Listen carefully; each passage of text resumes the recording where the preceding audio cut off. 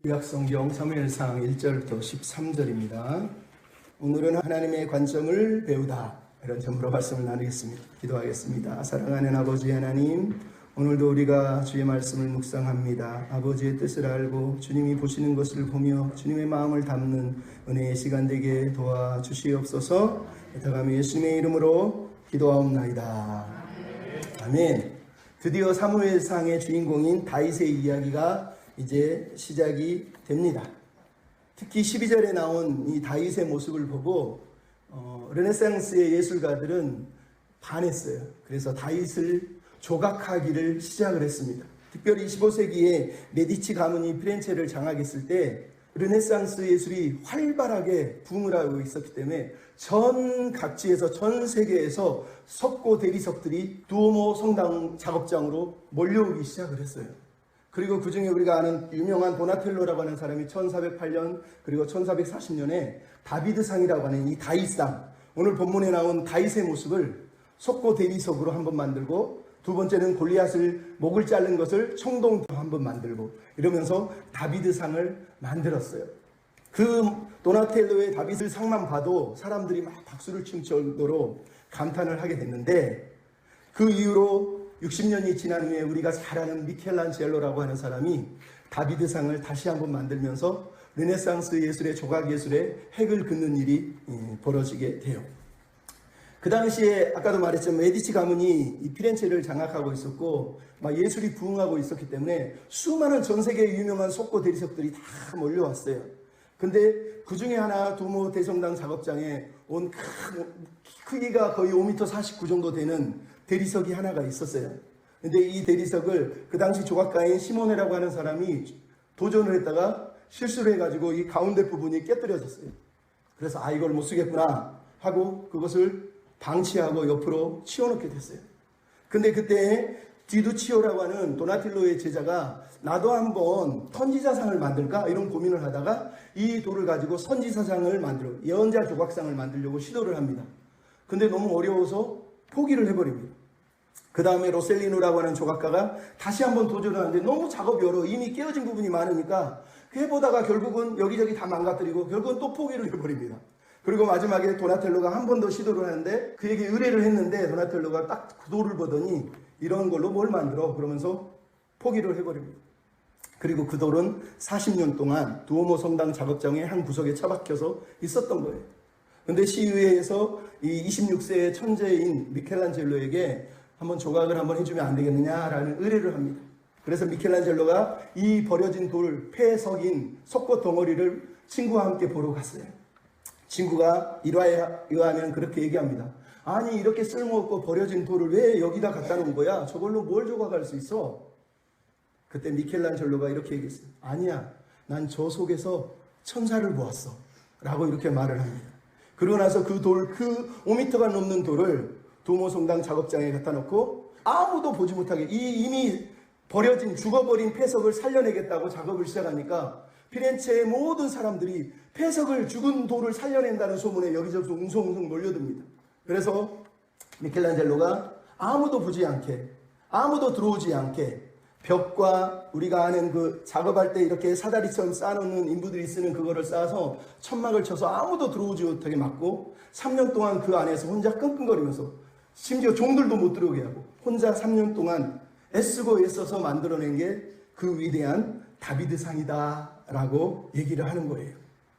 세상에 어떻게 그렇게 엄청난 다비드상을 만들었는지, 그 다비드상이 공개되자마자 피렌체의 수많은 사람들이 입을 그냥 떡 벌리고 와 하면서 환호하기 시작했다고 얘기합니다. 왜냐하면 이 다비드상은 르네상스가 추구했던 가장 고전적이고 이상적이고 완벽한 균형과 조화를 이루고 거기다가 아름다움의 극치를 드러냈다는 거예요. 벌거벗은 다윗상을 만들었는데 여인의 몸매보다 더 아름답고 매력적으로 만들어놨으니 사람들이 깜짝 놀라게 됐다는 거예요.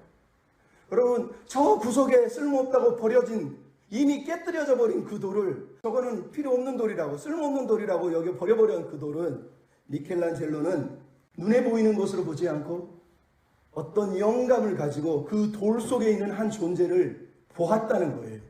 그리고 나서 그 돌을 통해서 소년 다윗을 만들었다는 거예요. 그가 이런 얘기를 했어요. 이미 그 대리석 안에는 다윗이 들어있었다. 다만 나는 필요 없는 부분을 조금 깎아냈을 뿐, 원래 존재하던 것을 꺼내어 주었을 뿐이다. 이렇게 표현을 했다는 거예요. 놀랍지 않습니까? 그럼 모두가 쓸모없다고 하지만 미켈란젤로의 눈을 통해서, 그의 관점을 통해서 이 폐석이 위대한 다비드상이 되었다는 거예요.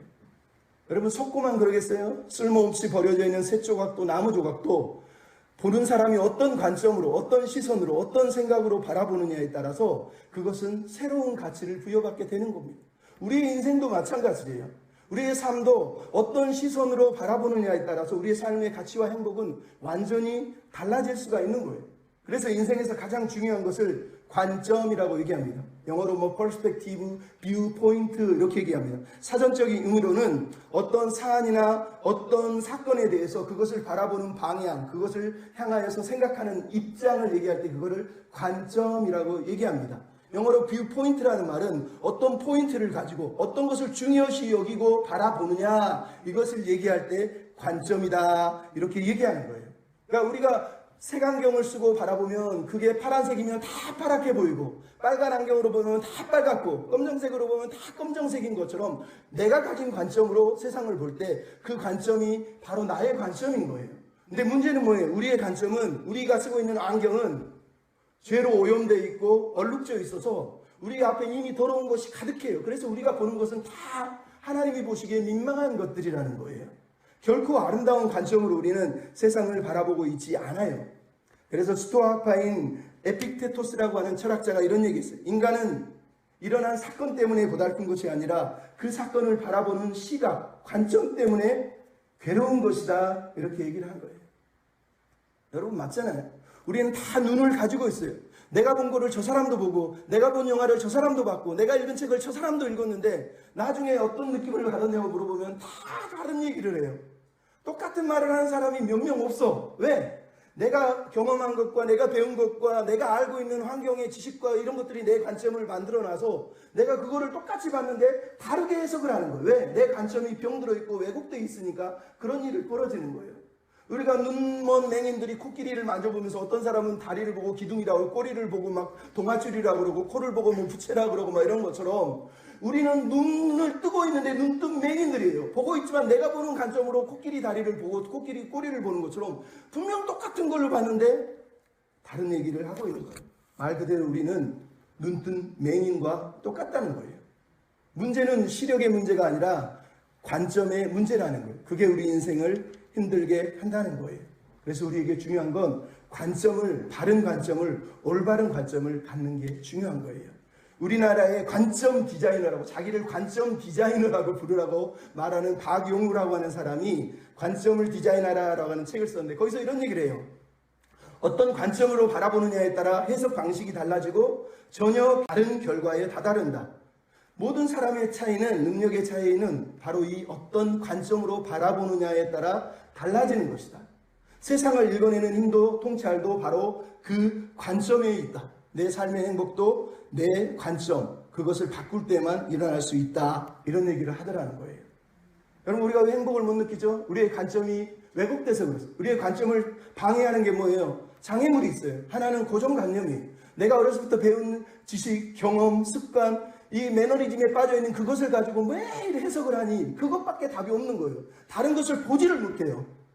그게 고정관념이라고 그럽니다. 또 하나는 당연함이라는 거예요. 우물 안의 개구리처럼 이게 전부야, 이게 다야. 더 이상 밖을 내다보지 않아요. 그러면서 자기는 행복하다고 그래요. 그게 우리를 가둬놓는 병든 왜곡된 관점이라고 말하는 거예요. 이 병들고 왜곡된 관점을 바른 관점으로 바꾸려면 우리에게 하나님의 눈을 통해서 세상을 보는 영적 시력 교정이 필요한 거예요. 믿음의 시선, 여러분, 믿음의 시선이 필요한 거예요. 눈에 보이는 것이 아니라 영의 안목을 가지고 세상을 볼 수 있는 눈을 하나님은 원하시고 우리도 그게 필요한 거예요. 영어로 여러분 내가 이해했어 그럼 뭐라고 하는 거예요? I understand라고 하지 않고 쉽게 I see 그럽니다. C는 보는 거잖아요. 근데 영어로 I see 그래요. 나는 봤어 해석합니까? 아니요. 나는 이해했어라는 거예요. 왜? 그것을 보면서 그게 무슨 의미인지 어떤 관점으로 내가 이해했다는 뜻이에요. 아바타에서 영화의 주인공이 나중에 I see you 이럽니다. 뜻을 어떻게 해석했어요? 나는 당신을 사랑합니다. 이렇게 해석을 했단 말이에요. 그러니까 I see you는 눈으로 보고 있다는 뜻이 아니에요. 그 눈을 통해서 뭔가 다른 관점으로 바라봤다는 뜻이에요. 그게 영화 아바타에서도 나오는 대사가 바로 그런 대사예요. 무엇을 보느냐보다 중요한 것은 얼마나 그리고 어떻게 보느냐가 더 중요한 거예요. 어떻게 보느냐에 따라서 우리의 인생의 가치와 인격과 미래가 달라지는 거예요. 내가 보고 있는 게 나예요. 맨날 내가 보고 묵상하고 막 추구하고 쫓아가는 그게 나를 이루는 거예요. 그러니까 우리가 병든 시각 관점으로 사는 거예요. 그래서 맨날 축복밖에 안 남고 무슨 뭐 기적밖에 안 남고 예수 믿으면 뭐 잘 되는 것밖에 안 남고 오직 그거밖에 없는 거예요. 그게 내 시선이고 내 관점이어서 그런 거라는 거예요. 그래서 우리에게는 영적 시력 교정이 필요한 거예요. 예수님이 바리새인들에게 뭐라고 그랬어요? 너희가 눈이 있어도 보지 못하고 귀가 있어도 듣지 못하는, 눈이 있으면 뭐하냐는 거예요. 보지를 못하는데. 요한복음에서도 예수님이 바리새인들에게 뭐라고 그래요? 너희가 맹인이었으면 차라리 좋았거든 눈으로 본다고 말하니 너희 죄가 더 크다는 거예요. 눈으로 보고 있는데 실제로 하나님이 보시는 것을, 하나님이 보낸 예수님을 보지를 못하고 있잖아요. 그 얘기를 하는 거예요. 여러분, 우리가 영적인 시각이 병들어 있으면 그런 삶을 사는 거예요. 사도 바울이 어떻게 됐어요? 막 예수 믿는 사람을 핍박하다가 나중에 다메섹에서 예수님을 만나고 눈이 멀어버리잖아요. 아나니아가 안수를 하고 나니 성경이 뭐라고 그랬어요? 바울의 눈에서 비늘이 벗겨졌다고 얘기해요. 영적인 시력이 회복된 거예요. 여러분, 우리에게도 바로 이게 필요한 거예요. 하나님은 오늘 우리에게 우리의 영적 시각을, 시선을, 관점을 하나님이 보시는 걸로 바꾸기를 원하세요. 매일 내가 보고 내가 알고 있는 그것에 매여서 그게 전부인 것처럼 소리 지르며 그렇게 살지 말고 하나님이 보시는 것을 보라는 거예요. 그래서 오늘 본문에서 가장 중요한 단어가 보다라는 단어가 계속 나와요. 라아라고 하는 단어. 즉 하나님의 관점 이야기. 하나님이 보시는 게 무엇인지, 사무엘이 보는 것과 하나님이 보는 게 왜 틀린지, 하나님이 보시는 것과 이새야 보는 게 왜 틀린 건지, 하나님이 보시는 것과 사람이 보는 게 왜 틀린 건지를 우리에게 설명하고 있어요. 그래서 오늘 본문은 사무엘의 관점을 하나님의 관점으로 바꿔주시는 사실은 그런 이야기가 오늘 본문에 등장하는 거예요. 1997년 3월 31일에 영국 BBC에서 유명한 어린이 프로그램이 하나 나왔는데 꼬꼬마 텔레토비라고 그랬어요. 왜냐하면 아이들 눈높이에 맞춰서 교육을 하자는 눈높이 교육이 그때부터 시작돼서 열풍을 일으킨 거예요. 근데 오늘 본문은 바로 그런 의미예요. 우리의 눈을 하나님의 눈에 맞추는 하나님 편에서의 눈높이 교육이 오늘 사무엘상에 나오고 있는 이 이야기란 말이에요. 내 관점으로, 내 시선으로 바라보는 것이 아니라 하나님이 무엇을 보고 계시고 하나님의 관점이 어떤 관점으로 보고 계신지를 우리가 보기를 원한다는 거예요. 그러면 오늘 본문에서 우리가 배워야 될 하나님의 관점이 무엇입니까? 따라서 합시다. 성공이 아닌 순종의 나라를 원하십니다. 성공이 아니라 순종을 하나님이 원하셔요. 그거를 다시 강조하세요. 하나님의 마음에 합한 사람을 왕보다 더 나은 이웃이 올 것이라고 예고를 했어요. 우리는 그 사람이 누군지 이제 오늘 보게 돼요. 근데 왜 그 사람을 선택해야 했는지 오늘 본문은 그것을 먼저 설명하는 게 1절부터 4절에 나와요. 1절에 보면 사무엘이 지금 슬퍼하고 애곡하고 있어요. 왜 애곡하죠?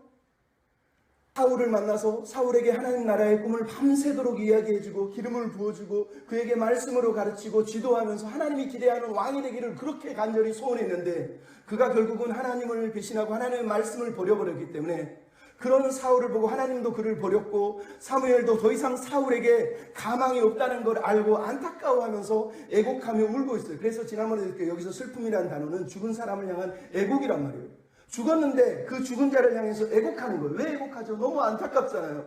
너무 안타까운 거예요. 여러분, 우리 살다 보면 매일 똑같은 얘기를 해도 알아듣지를 못해요. 아무리 얘기를 해도 듣지를 않아요. 도저히 돌이킬 수 없어요. 저 사람은 바뀌지 않아요.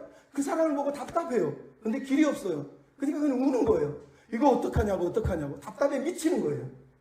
근데 하나님 뭐라 그럽니까? 그 사람 이미 버렸어. 그 사람에 대해서 관심 갖지 마.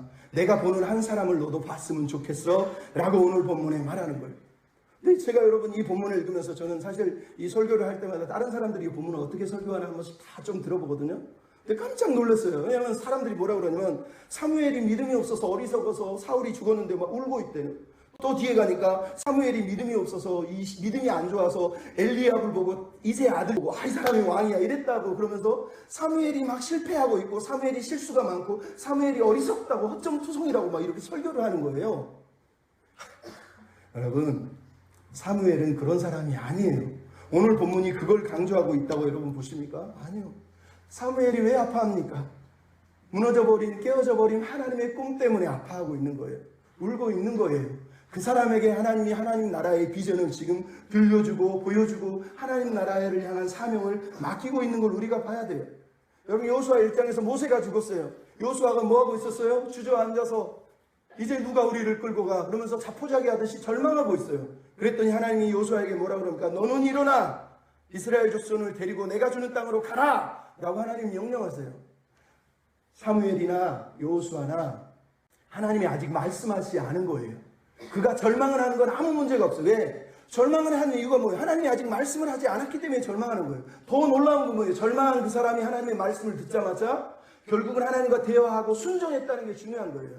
절망을 했지만 하나님의 말씀을 해도 듣지 않아요. 귀를 가려버려요. 아예 죽은 채로 사는 사람이 있어요. 아무리 소리질러도 그건 내가 원하는 답이 아니기 때문에 안 들으려고 하는 거예요. 근데 사무엘이 대단한 게 뭐예요? 그 절망 속에서 하나님의 말씀하시니까 그 말씀을 듣고 있다는 거예요. 더 놀라운 건 뭡니까? 하나님과 대화하고 말씀대로 움직이는 내용이 이제 1절, 2절, 3절, 4절, 10절, 12절 계속 무슨 내용이에요? 하나님과 사무엘이 대화하는 거예요. 대화. 하나님이 물어보면 사무엘이 대답하고 또 질문하면 하나님이 대답하고. 이게 무슨 얘기입니까? 사무엘의 결정은 자기 결정, 자기 관점의 결정이 아니라 하나님과 대화하면서 하나님의 관점으로 지금 바뀌고 있는 거예요. 하나님이 어떤 생각을 하고 어떤 말씀을 하고 어떤 꿈을 꾸시는지를 대화를 통해, 기도를 통해 우리식으로 말하면 그 자기 생각을 내려놓고 하나님의 생각으로, 관점으로 바뀌고 있는 내용이 오늘 본문에 나오고 있는 것 아닙니까? 어려서부터 말씀하셔서 종이 여기 있나이다라고 기도했던 이 사람이 지금도 여전히 하나님 말씀해 주세요. 그러면 내가 내 관점을 바꿀게요. 그러면서 자기 관점을 바꾸고 하나님의 말씀으로 지금 나아가잖아요. 그래서 지금 뭐합니까? 4절에 여호와의 말씀대로 행하며 베들레헴으로 갔다는 거예요. 이게 중요한 거예요. 오늘 본문에서 사무엘은 믿음이 없는 사람, 실수투성인 사람, 미련한 사람이 아니라 하나님의 음성에 귀 기울일 줄 알고 경청할 줄 알고 순종할 줄 아는 사람이라는 거예요.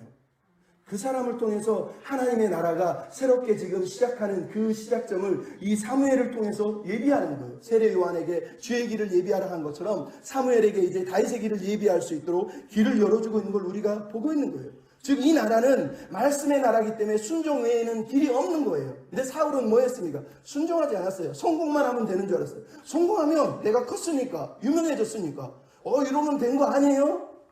하나님은 우리의 성공을 원하시지 않습니다. 늘 말씀드리지만 하나님이 원하는 건 성공에 관심이 없어요. 당신이 잘되고 유명해지고 대단해지는 거 아무 관심 없어요. 하나님은 지금 오늘 말씀에 귀 기울이고 순종하는 그것을 원하시는 거예요. 그래서 사무엘의 이야기를 먼저 들려주는 거예요. 사무엘이 계속해서 하나님의 음성을 듣고 질문하면서 하나님의 말씀대로 4절은 행했고 7절, 12절은 뭐예요? 엘리압을 처음에는 우리식으로 말하면 실수, 엘리압인가 이랬지만 하나님이 아니라고 그러니까 그때부터 7 아들이 지나갈 때마다 하나님이 아니라고 했다는 걸 반복적으로 쓰지 않고 지금 얘기하는 거예요. 즉 아들이 올 때마다 하나님이 아니야 그러니까 사무엘이 그걸 듣고 있었다는 거예요. 바로 이게 하나님이 기대하는 나라의 출발점이에요. 하나님의 나라는 우리의 성공에 있지 않아요. 우리의 순종에 있는 거예요. 순종하지 않은 성공 아무 의미가 없어요. 우리만 좋은 거예요. 늘 말씀드리지만. 그러면서 하나님이 뭐라고 그럴까? 1절에 내가 한 왕을 보았느니라. 영어로 I have chosen, I have seen. 내가 이미 옛날부터 현재 완료형이니까 옛날부터 지금까지 계속해서 보고 있었던 사람, 아니면 옛날부터 계속해서 찾아서 마침내 찾은 사람, 아니면 이미 선택했는데 드디어 너에게 보여주는 거야 라고 말하는 그 사람이라는 얘기를 하고 있는 거예요. 드디어 이제 하나님이 자기가 선택한 사람, 왕보다 나은 이웃, 하나님의 마음이 합한 사람이 누구인지를 사무엘에게 공개하고 있는 거예요. 이 공개의 이유가 뭡니까? 사울이 버림받은 이유가 바로 여기에 있다는 걸 알려주기 위해서 그런 거예요. 여러분, 사울의 선택과 다윗의 선택은 둘 다 비슷하다고 옛날에 말씀드렸어요. 둘 다 은밀하게 기름 부음을 받습니다. 둘 다 사무엘이 찾아가서 하나님의 명령을 듣고 그 사람을 만납니다. 둘 다 제사를 드립니다. 그리고 둘 다 한 사람은 아버지의 나귀를, 한 사람은 아버지의 양을 치고 있어요. 둘 다 성령이 임합니다. 똑같아요. 근데 두 사람에게 차이가 있습니다. 물론 외모의 차이도 있지만 더 중요한 차이가 바로 3절에 나와 있어요. 사울은 사무엘상 8절에 뭐예요? 백성들의 요구에 의해서 세워진 왕이라면 3절에 보면 뭐라고 그럽니까? 3절 끝에 내가 나를 위하여 그에게 기름을 부을지라다. 이 왕은 하나님을 위해서 하나님이 세우는 왕이라는 거예요. 사울은 백성들이 요구해서 세운 왕이면 이 사람은 하나님 자신을 위해서 세운 왕이라는 거예요. 이게 완전히 다르다는 거예요. 그러니까 여러분 오늘 본문에서 우리에게 강조하는 거예요. 하나님은 여전히 하나님의 사람을 찾고 계시다는 거예요. 성공을 위해서 찾고 계신 게 아니에요. 순종할 사람을 찾고 있는 거예요. 뭐라 그럽니까? 역대하 16장 9절에 여호와는 온 땅을 두루 감찰하시사 전심으로 온 마음을 다해서 자기를 찾는 자들을, 자기에게 향하는 자들을 하나님은 찾고 있다는 거예요. 이게 하나님의 마음이세요. 이사야 63편 5절 3절에 무슨 내용이 나온 줄 아세요? 하나님께서 구원자로 이 땅에 오시면서 세상을 향해서 이런 얘기합니다. 만민 가운데 나와 함께 한 자가 없이 내가 홀로 포도즙을 받는다. 내가 본즉 나를 도와주는 자도 없고 붙들어주는 자도 없다. 새 번역은 이렇게 써놨어요. 아무리 살펴봐도 나를 도와서 나와 함께 일할 사람이 없었다. 나를 거들어주는 사람이 없다니 놀라운 일이구나. 하나님 이렇게 표현을 하세요.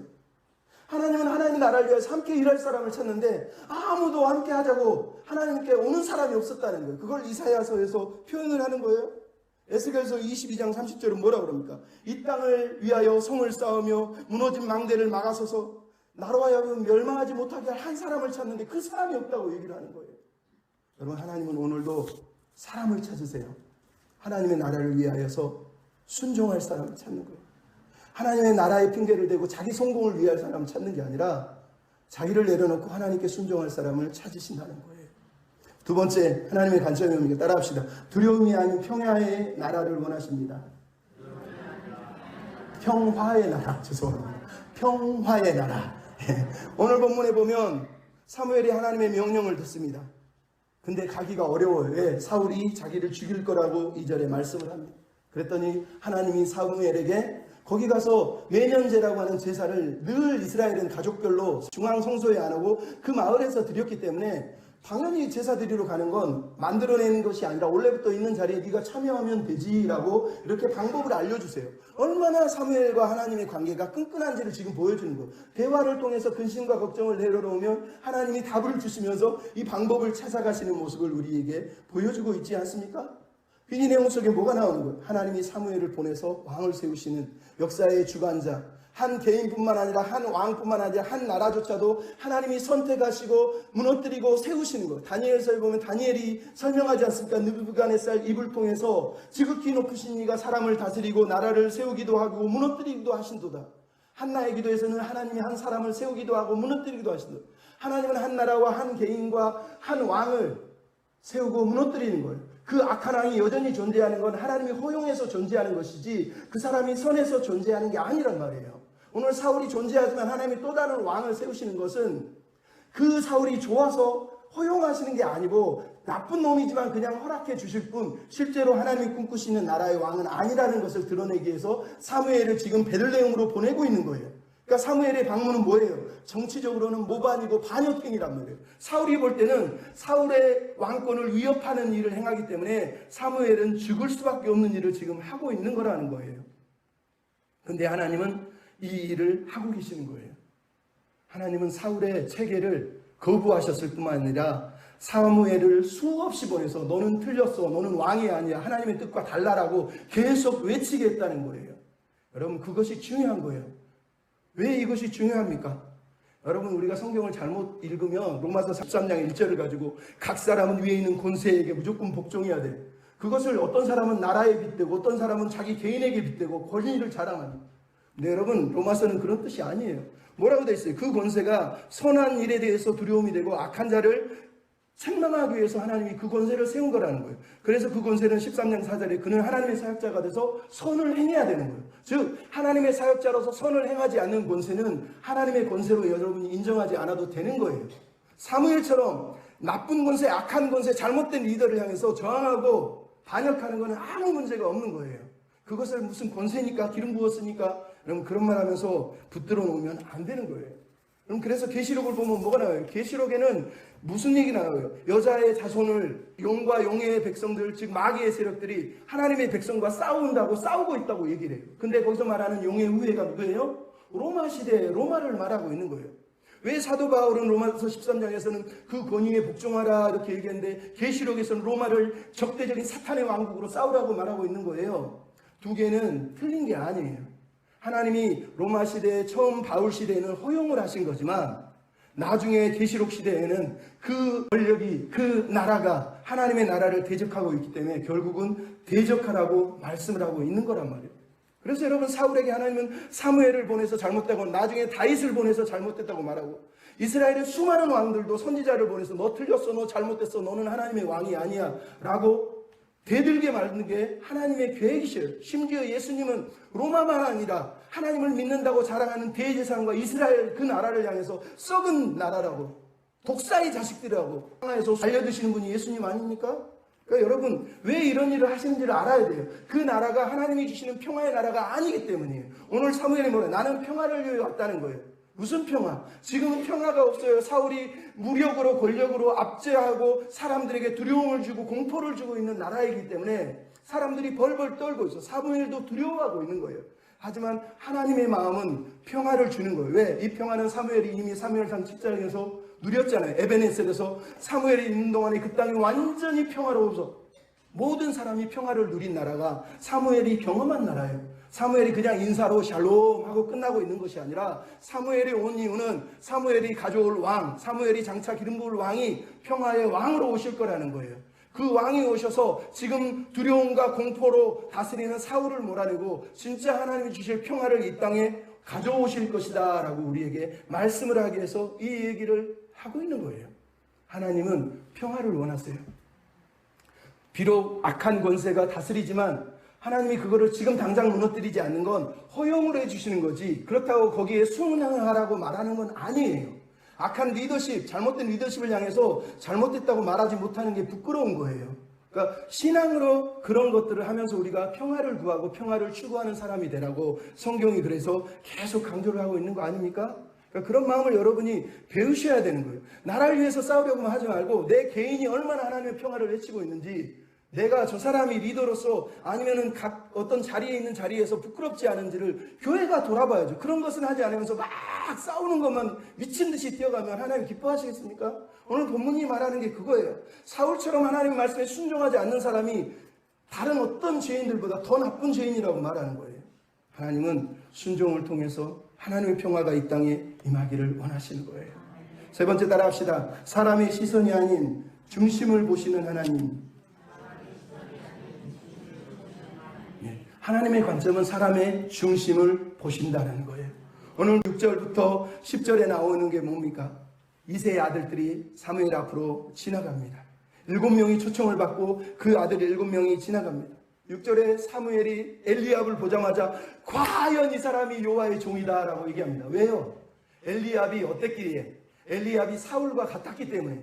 자기가 사울을 택할 때 자기가 택했어요? 하나님이 사울을 택하는 것을 보고 하나님은 사울을 모델로 삼으셨구나 이런 생각이 있었기 때문에 사무엘은 엘리압을 보자마자 이 사람이네, 사울과 비슷한데 하나님이 대안으로 세운 사람이 이 사람이야 라고 생각했던 거예요. 그거는 사무엘의 어리석음이 아니라 사무엘이 경험한 관점이었기 때문에 그런 거예요. 그 관점을 가지고 이 사람을 본 거예요. 근데 하나님이 뭐라고 그래요? 아니다, 내가 버렸다. 왜 버렸다고 그러죠? 선택했다고 말하지 않고 버렸다고 말해요. 나는 용모와 키를 보지 않는다고 말해요. 왜 얘기를 합니까? 하나님도 의도적인 거예요. 사울을 버린 게 확실하다는 걸 여기서 그냥 아예 도장을 박아버리는 거예요. 사울의 키를 보고 용모를 보고 네가 그런 것 같은데 나는 그런 용모와 그런 키를 가지고 사람을 판단하지 않아 라고 말하면서 사울이 당연히 버림받았다는 걸 한 번 더 여기서 도장을 찍는 사건이 바로 이 7절 말씀이란 말이에요. 근데 중요한 게 뭐예요? 7절에 하나님의 관점이 등장하는 거예요. 사람의 시선이 아닌 하나님은 중심을 보신다 이렇게 돼 있어요. 근데 여러분 이 번역이 무척 이상합니다. 왜냐하면 사람을 외모를 보거니아라고 돼 있지만 이 외모라고 하는 히브리어 단어가 외모가 아니라 눈이에요. 눈. 두 눈을 보거니아. 하나님이 두 눈을 보거니아? 그거 이상하잖아요. 그 다음에 하나님은 중심을 보느니라. 그러니까 사람은 외모를 보거니아인데 사람은 두 눈을 본대요. 그래서 어떤 사람이 이게 이해가 안 돼서 이거 히브리어 문법이 라메드가 이게 전치사가 잘못됐다는데 사람은 두 눈으로 보지만 하나님은 중심 마음으로 보시는구나 이렇게 해석을 해서 사람은 눈으로 보지만 하나님은 마음으로 본다 이렇게 해석을 하는 거예요.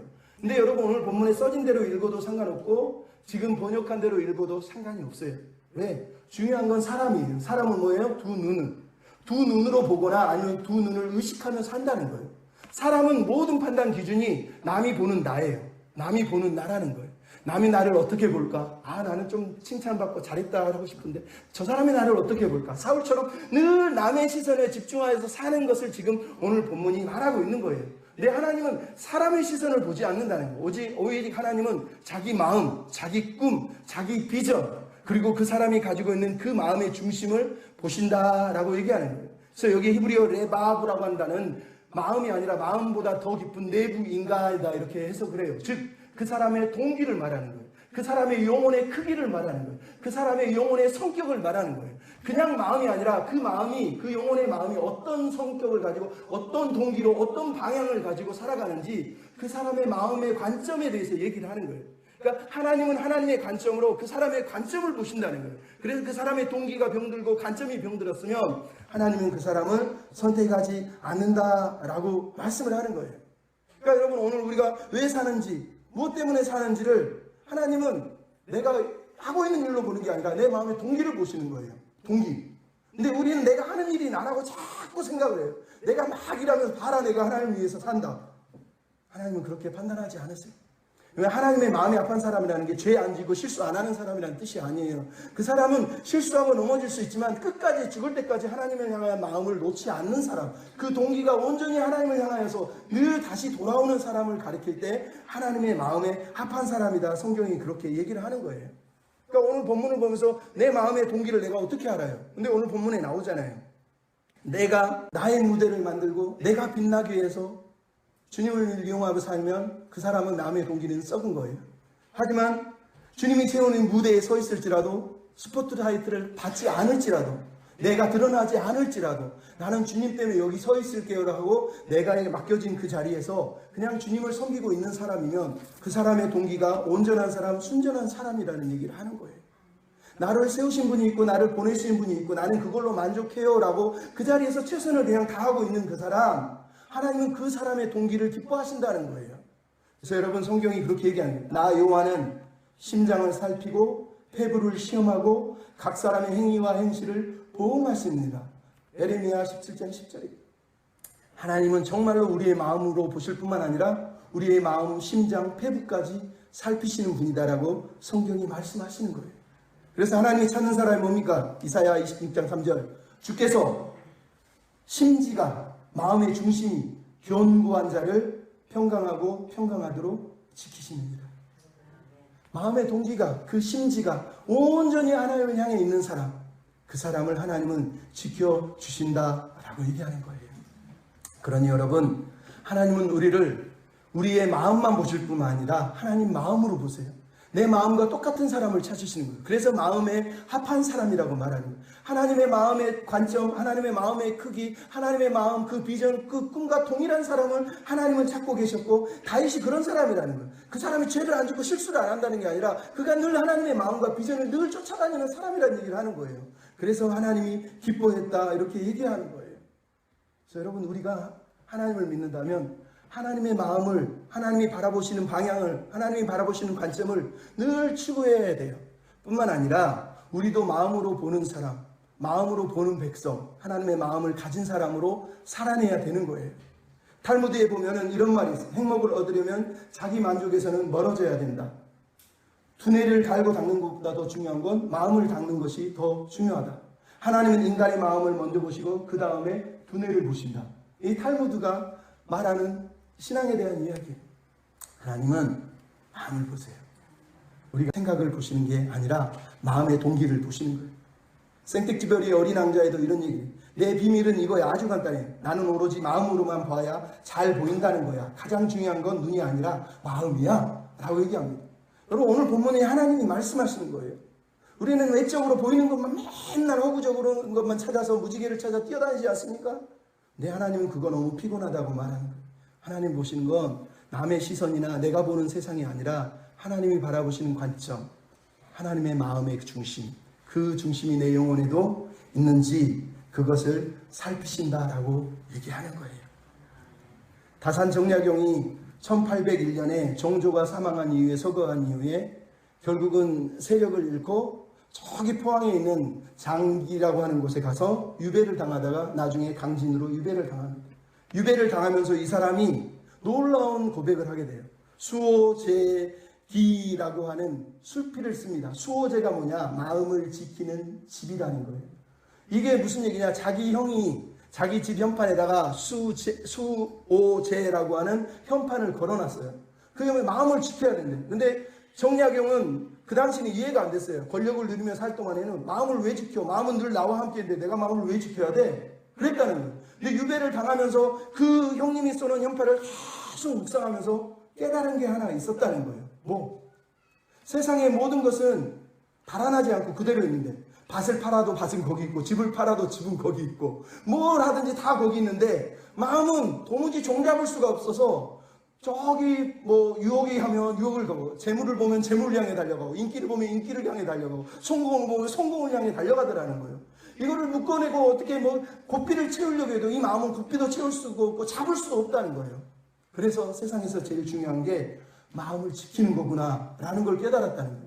그래서 유배하는 동안에 쓴 수필이 수호제기예요. 즉 마음을 지키는 집에 대한 기록이란 뜻이에요. 여러분 잠언 4장 23절의 내용이 뭐예요? 무릇 지킬 만한 것보다 네 마음을 지키라는 거예요. 왜? 마음이 가장 중요하기 때문에. 하나님이 그 마음을 지금 보시는 거예요. 하나님의 눈은 마음으로 보시고 마음을 보시는 거예요. 그래서 우리에게도 우리의 마음을 가꾸고 우리의 마음을 디자인하고 우리의 영혼을 케어하는 것이 인생에서 가장 중요한 거예요. 옛날에 얘기했지만 김창욱이라고 하는 유명한 강사가 그런 얘기를 한 적이 있어요. 옛날에 인디언하고 서부 카우보이가 둘이 말을 타고 막 황야를 달렸는데 갑자기 가는데 인디언이 딱 가만히 서더라는 거예요. 그러니까 카우보이가 아니 바쁜데 왜 당신은 안 가고 가만히 서 있느냐 그랬더니 내 영혼이 따라오지를 못해서 내가 기다리고 있어요. 여러분 인디언이 말이지만 이건 중요한 거예요. 여러분 우리가 너무 바빠요. 내 꿈, 내 성공을 위해서 달려가다 보면 내 마음이 저 뒤에 있는데 잃어버렸어요. 왜 정약용이 수호제기라고 하는 글을 썼다고요? 자기가 권력과 권세를 누릴 때는 내가 마음을 다 붙잡고 산 줄 알았더니 유배를 당하고 보니 내 인생 평생이 내 마음을 잃어버린 채 살았다는 거. 그게 너무 마음이 아팠다는 거예요. 내가 이제야 내 본긴 마음을 가졌구나. 그러면서 수호제기라고 하는 글을 쓴 거예요. 마음이 여기 있는데 그거를 붙잡지 못하고 여기저기 방황하느라 내 마음을 잃어버렸다는 거예요. 여러분 우리도 그럴 수 있는 거예요. 하나님이 마음을 보시고 마음으로 보시듯이 우리도 우리의 마음을 케어해서 하나님의 마음을 붙들고 하나님의 마음으로 살 때 하나님이 기뻐하시는 거예요. 마지막으로 따라합시다. 교만한 자가 아니라 낮은 자의 하나님이십니다. 하나님의 관점은 낮은 곳을 향하여 있는 거예요. 교만한 자를 향해서 하나님은 눈을 두지 않으십니다. 오늘 본문에 드디어 다윗이 등장합니다. 그를 8째 아들이라고 합니다. 7가지는 뭐예요? 유대인들에게는 완전수예요. 완전수. 8은 무슨 수예요? 버림수예요. 의미 없는 수라는 뜻이에요. 그래서 뭐라고 그럽니까? 막내라고 얘기합니다. 히브리어로 막내라고 써있는 카타는 하찮은, 남은, 나머지, 찌끄러기 이런 뜻이에요. 그러니까 이세의 관점에서 다윗은 뭐예요? 하찮고 가치 없고 버려진 속고 대리석 같은 찌끄러기. 의미 없는 인생이라는 거예요. 근데 하나님께 이 사람은 뭐라고요? 그 안에 다비드상이 있는 위대한 속고 대리석이라고 하나님은 말씀하십니다. 이 사람이 다윗이라는 거예요. 세상에 볼 때 하찮고 의미 없어 보이고 저런 인생 저렇게 살아서 인생에 무슨 의미가 있는 남들이 뭐 알아주지도 않고 그냥 혼자 일하는데 저게 뭐가 좋아? 하나님이 그게 좋다고 말씀하시잖아요. 뭐라고요? 그가 지금 뭘 한다고요? 양을 치고 있느니라. 양을 치는 목동은 고대 근동에서 가장 하찮은 존재예요. 특히 이 당시는 농업이 발달했기 때문에 양 치는 사람들은 거의 하찮은 변두리 인생이었단 말이에요. 그래서 형들이 안 치고 맨 막내에게 너 양이나 쳐 하고 보냈다는 거예요. 근데 놀라운 게 뭐예요? 고대 근동에서 왕의 모델은 언제나 목자였어요. 왜? 양을 케어하는 마음을 가진 사람이 진정한 리더라고 믿었기 때문에 언제나 왕의 모델은 목자였다는 거예요. 그게 대단한 거예요. 그래서 하나님이 나귀를 찾는 사울보다 양을 치는 이 다윗을 사랑하는 거예요. 그래서 사무엘하 23장에 보면 1절에 하나님이 나를 양을 치는 그 위에서 꺼내서 이스라엘의 목자로 세우셨다고 자기를 세우신 하나님께 감사의 찬양을 드리는 이유가 여기 있단 말이에요.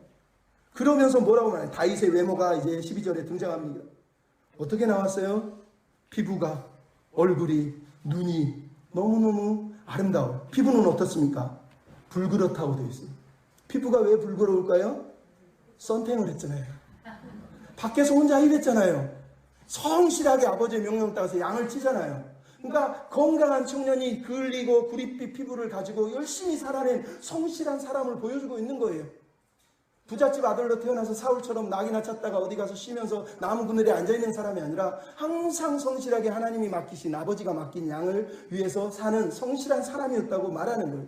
이 단순한 외모를 보면 하나님이 여기서 말하는 거, 이 외모를 자랑하려고 말하는 게 아니라 저자가 다윗의 모습을 들려주는 거예요. 다윗이 하나님을 부름받을 때 어떠했냐는 거예요. 그의 마음과 그의 자세를 보여주는 거예요. 그가 성실하게 양을 쳤다는 거예요. 또 하나는 뭐예요? 그의 눈이 빼어나다. 눈이 빼어나는 게 어디 쫙 찢어서 째려본다는 뜻이에요? 아니, 빼어나다는 뜻이 아니라 아름답다는 뜻이에요. 야페라는 건 아주 아름다운 것을 얘기해요. 눈이 아름답다니, 이게 무슨 말이에요? 여러분, 눈이 아름답다. 프랑스 속담에 있잖아요. 눈은 영혼의 거울이다. 눈이 아름답다는 이 본문의 내용은 이 헬라어 70인형을 이걸 블레퍼로 번역을 했는데, 뛰어나다, 아름답다, 통찰력 있다, 이런 식으로 번역을 해놨어요. 뭘 어떤 식으로 해석을 하는 상관이 없지만 중요한 건 이 눈은 아름다운 영혼이라는 거예요. 그 눈을 바라볼 때 그 영혼이 얼마나 깨끗했는지를 저자는 알 수 있었다는 걸 우리에게 들려주려고 한 거예요. 예수님이 뭐라고 그럽니까? 누가복음 11장 34절, 내 몸의 등불은 눈이라. 이 눈이 성하면 온몸이 밝을 것이요, 만일 나쁘면 이 몸도 어두워지리라. 내 온몸이 밝아 조금도 어두운 데가 없으면 등불에 빛이 너를 비출 때 너도 온전하리라. 여러분, 이상한 말 하세요. 예수님은 눈이 밝아야 된다고 말해놓고 뒤에 가서는 이 온몸이 밝아야 된다고 또 얘기를 해요. 무슨 얘기예요? 내 눈으로 내가 본 것을 보면 어두운 곳을 향해 가면 내 몸이 어두운 곳으로 들어가 버려요. 하지만 내 몸이 밝은 것을 보고 밝은 것을 찾아가면 내가 빛 가운데 서 있기 때문에 내 몸도 온전하다는 거예요. 내가 보는 그것으로 내 삶이 결정된다고 예수님이 말한 거란 말이에요. 그래서 눈이 영혼의 거울인 거예요. 내가 깨끗한 마음으로 깨끗한 영혼으로 바라보는 그것을 하나님이 기뻐하신다고 얘기하는 거예요. 그 얘기를 하고 나서 마지막에 뭐라고요? 얼굴이, 여기서는 외형이 준수하다는 거죠. 아름답다고 얘기하는 거예요. 즉 방금 얘기한 것처럼 눈과 온몸이 사람들이 보기에 매력적이었다라고 얘기를 하고 있는 거예요. 이 사람을 어떻게 했습니까? 13절에 형제들 가운데 기름을 부었다는 거예요. 이스라엘 왕은 언제나 형제들 가운데서 교만해지면 안 되고 형제들 가운데서 뽑혀야 되는 거예요. 그것을 사울은 이해하지 못하고 교만해졌어요.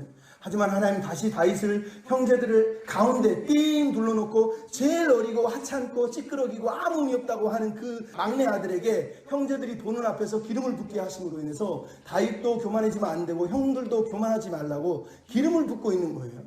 그 기름을 붓고 있는 거란 말이에요. 왜 형들이 버림받을까요? 그거는 이제 사무엘상 17장에 보면 나오죠. 그리고 나서 마지막으로 성령이 임하세요. 13절이죠. 하나님의 성령이 다윗에게 임하시는 거예요. 여러분, 사울에게도 성령이 임하세요. 다윗에게도 성령이 임했습니다. 차이점이 뭐라고 그랬습니까? 새 마음. 사울에게는 하나님이 성령이 임할 때 새 마음을 주세요. 새 마음의 히브리어의 의미가 뭐라고 그랬어요? 새 마음이 아니라 다른 마음이에요. 다른 마음. 즉 사울은 자기 관점을 가지고 있었기 때문에 하나님이 너 그거 말고 이 관점으로 살면 안 돼 하면서 새 마음을 주신 거예요. 근데 사울이 그걸 취해요, 안 취해요? 취하지 않았다는 거예요. 근데 하나님은 오늘 다윗에게 기름을 붓는데 성령이 임하는데 새 마음을 주셔요? 주시지 않습니다. 왜? 다윗이 이미 하나님의 마음, 하나님이 보시는 그 마음, 그 중심 가지고 있었다는 거예요. 그 중심을 가지고 있었다는 거예요. 그래서 하나님이 됐다 하고 이 사람에게 기름을 부으라라고 얘기했다는 거예요. 여러분, 이 사람이 하나님이 찾는 사람이에요. 여러분 이해하십니까? 오늘 본문을 통해서 하나님은 우리의 관점을 바꾸기를 원하세요. 세상의 성공을 위해 뛰어가지 말고 하나님께 순종하는 사람을 하나님이 찾으신다. 그 순종의 사람이 됐으면 좋겠다. 두려움과 공포가 자기 마음대로 사는 리더가 아니라 하나님 앞에 겸손하게 평화를 추구하는 그런 삶을 사는 리더와 백성을 하나님은 원하신다고 말하세요. 세상 시선을 보고 세상의 사람들이 나를 어떻게 평가할까 막 거기에 목매서 사는 사람이 아니라 하나님이 나를 어떻게 보실까? 나는 하나님의 마음에 합한 사람인가? 늘 자신을 돌아보기를 원한다는 거예요. 그런 마음으로 살아갈 때 성실하고 하나님 보기에 사람 보기에도 아름다운 균형 있는 정말로 말 그대로 속고 대리석에 있는 다비드 상처럼 아름다운 존재를 하나님은 바라보고 계시고 그 존재를 꺼내시려고 하시는 거예요. 여러분, 이 다윗이 누굽니까? 예수 그리스도란 말이에요. 여러분, 마태복음 21장 42절에 뭐라고 그랬어요? 예수님이 자기를 갖고 성경에 이르기를 건축자의 버린 돌이 모퉁이의 머릿돌이 됩니다. 예수님을 보고 사람들이 그랬어요. 저렇게 하찮고 가난하고 목수 출신에 가진 것도 없는 랍비가 뭐가 중요해? 그러면서 그를 버렸다는 거예요. 근데 하나님이 그 돌을 가져와서 여기 내가 세운 아들 메시아가 있어. 이 사람은 나를 위해 순종하고 자기 목숨을 버린 사람이야. 너희를 구원할 왕이야. 진짜 왕이야. 섬겨요. 순종해야 돼. 이러면서 예수님을 세우신 거예요. 이 다윗의 이야기는 그래서 예수님의 이야기. 우리는 예수님을 보면서 우리가 어떻게 주님을 따라가야 될지, 어떻게 주님을 섬기며 살아야 될지, 우리도 하나님의 관점으로 예수님처럼 자기의 뜻도 내려놓고 자기의 욕심도 내려놓고 자기의 성공도 명예도 다 내려놓고 오직 아버지의 뜻에 순종하면서 아버지의 마음으로 살았던 그 주님의 마음을 우리도 배우며 살았으면 좋겠습니다. 우리 옆 사람한테 인사합시다. 하나님의 관점으로 살아갑시다. 정말로 우리의 눈이 비늘이 벗겨지고 하나님의 뜻을 행하며 사는 우리가 됐으면 좋겠습니다. 우리 마지막 찬양 같이 부르고 기도하고 마칠 때 하나님 나를 주목하여 보셔서 내 마음의 중심이 아버지의 마음으로 살아갈 수 있도록 도와주시옵소서. 우리 같이 찬양합시다. 기도하며 찬양 부르시기 바랍니다.